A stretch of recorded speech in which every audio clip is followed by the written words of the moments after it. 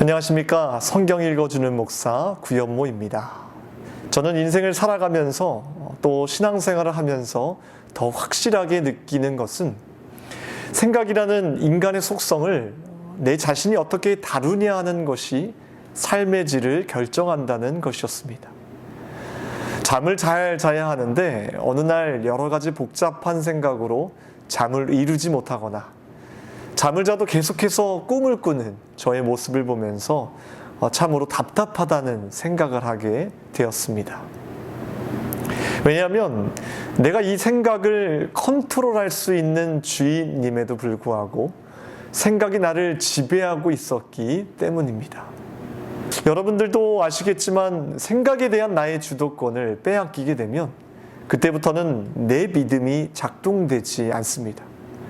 분명히 하나님께서 우리에게 주신 능력은 현실에 제한받지 않는 생각이라는 위대한 능력을 주셨음에도 불구하고 주도권을 잃으니 내 감정, 내 마음, 내 의지의 영역도 내 것인데도 어떤 명령도 내릴 수가 없다는 것입니다.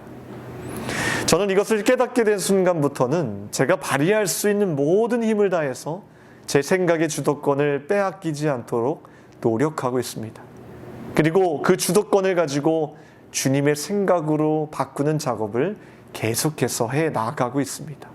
기도, 묵상, 사람과의 대화, 예배를 통해 나를 지배하려고 발버둥치는 헛된 생각을 또 추하고 악한 개념들을 오직 예수 그리스도의 가르치심으로 배치시키는 노력을 계속해서 하고 있는 것입니다. 여러분들도 꼭 기억하셔야 할 것이 있습니다. 영성생활의 기본은 내 자신을 향상시키는 문제가 아니라 하나님 나라의 문화로 대치하는 문제라는 것을 말입니다. 생각의 주도권을 꼭 되찾으십시오.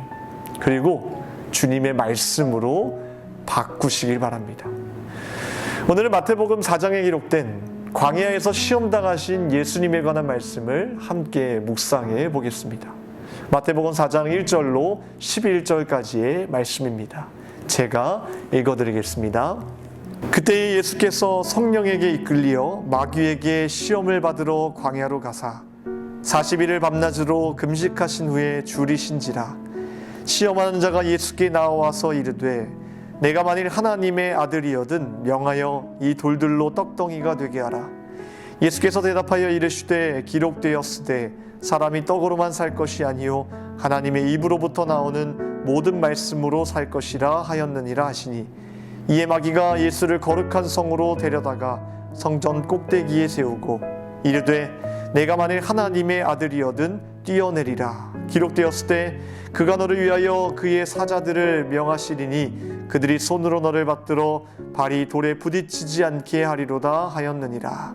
예수께서 이르시되 또 기록되었을 때 주 너희 하나님을 시험하지 말라 하였느니라 하시니, 마귀가 또 그를 데리고 지극히 높은 산으로 가서 천하 만국과 그 영광을 보여 이르되 만일 내게 엎드려 경배하면 이 모든 것을 내게 주리라. 이에 예수께서 말씀하시되 사탄아 물러가라.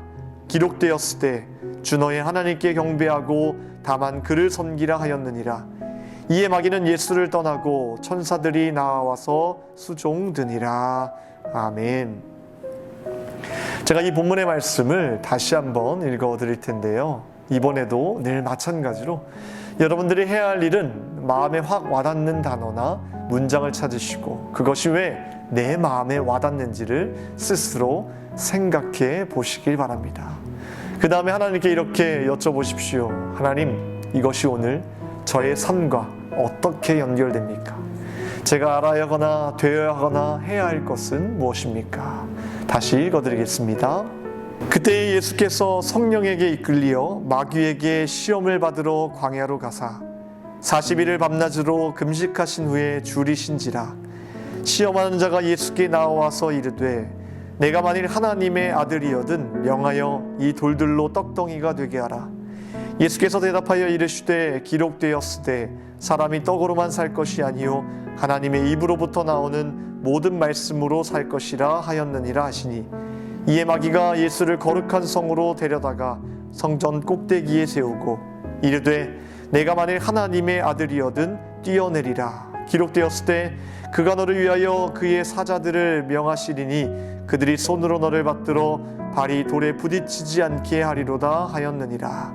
예수께서 이르시되 또 기록되었을 때 주 너의 하나님을 시험하지 말라 하였느니라 하시니 마귀가 또 그를 데리고 지극히 높은 산으로 가서 천하 만국과 그 영광을 보여 이르되 만일 내게 엎드려 경배하면 이 모든 것을 내게 주리라. 이에 예수께서 말씀하시되 사탄아 물러가라. 기록되었을 때 주 너의 하나님께 경배하고 다만 그를 섬기라 하였느니라. 이에 마귀는 예수를 떠나고 천사들이 나와서 수종드니라. 아멘. 예수님은 세례 요한에게 세례를 받으신 후 그리고 40일을 밤낮으로 금식하신 후에 바로 광야에서 사탄에게 3번이나 유혹을 받으셨습니다. 여기서 중요한 것은 세례를 받으셨다는 것은 하나님의 영광 그 자체라는 것입니다. 또 40일을 금식하셨다는 것은 육체적으로 한계를 가지고 계셨다는 뜻입니다. 다시 말해 지금 예수님의 상황은 그리 좋아 보이지는 않습니다. 마귀는 이 상황을 잘 이용하기만 하면 예수님을 한순간에 무너뜨릴 수 있었습니다. 그러나 예수님은 사탄의 유혹이 모두 악하며 하나님의 뜻을 거스르는 것임을 아셨습니다. 예수님은 3번의 유혹을 모두 기록되었으되라는 단어를 사용해 물리치셨습니다. 다시 말해 예수님의 사고 속에서 그 문제에 대한 답은 이미 결정나 있었다는 것입니다. 예수님의 답은 언제나 기록된 하나님의 말씀이었습니다. 예수님의 답변은 늘 예수님의 사고 속에 고정되어 있는 하나님의 말씀이었기 때문에 환경과 육체의 상황이 최악임에도 불구하고 마귀의 유혹 앞에 흔들리지 않았던 것입니다. 여러분, 우리의 생각의 주도권을 다시 내 것으로 또 하나님께로 옮길 수 있는 길은 하나님의 뜻에 대한 명백한 성경적 지식밖에는 없다는 것을 꼭 기억했으면 합니다. 그 말씀에 내 생각을 고정시키는 길밖에 없다는 것입니다. 이 시간 함께 기도하기를 원합니다. 하나님, 당신과 당신의 말씀을 아는 것으로 끝나지 않게 하시고 내 생각이 완전히 하나님과 하나님의 말씀에 고정되어 내 삶의 주도권을 되찾을 수 있도록 도와주시옵소서. 지금 어떠한 생각, 어떠한 유혹이 나의 삶을 망가뜨리고 있습니까? 주님 고쳐주시고 회복시켜 주시옵소서. 함께 기도하겠습니다.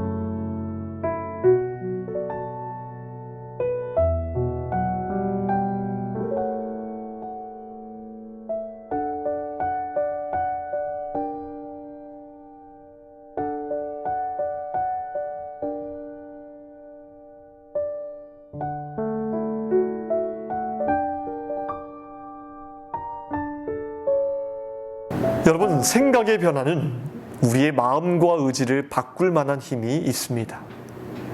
이것이 어렵게 느껴지신다면 이러한 제안을 한번 드려보고 싶습니다.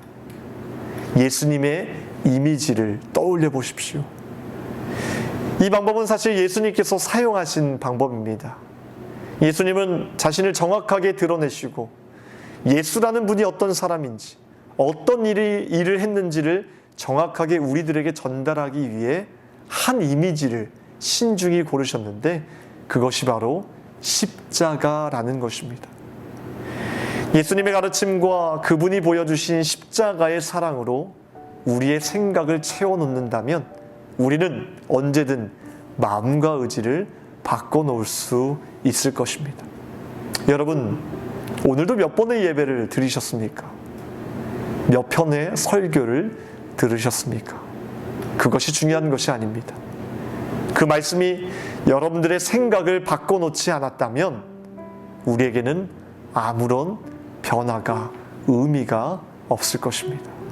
다음 주에도 계속됩니다.